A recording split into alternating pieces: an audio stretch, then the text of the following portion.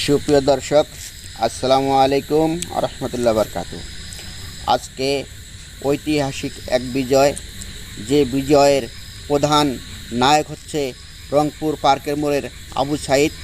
যে আবু সাঈদ তার বুকের তাজা রক্ত ঢেলে দিয়ে আজকে আমাদের দেশকে নতুন করে স্বাধীনতার যে স্বপ্ন আমাদেরকে দেখিয়েছিল তা আজকে সম্পূর্ণ বাস্তবায়ন হয়েছে।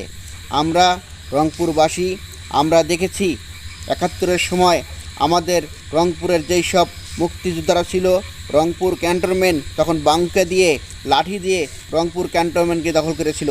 আজকে আমরা সেরকম একজন বীর পুরুষ আমাদের রংপুরের আবু সাঈদ, সে এই এই স্বৈরাচার সরকারের বিরুদ্ধে নিজের বুকের তাজা রক্ত ঢেলে দিয়ে আজকে আমাদের ছাত্র ভাইদের মুক্তির যে রাস্তা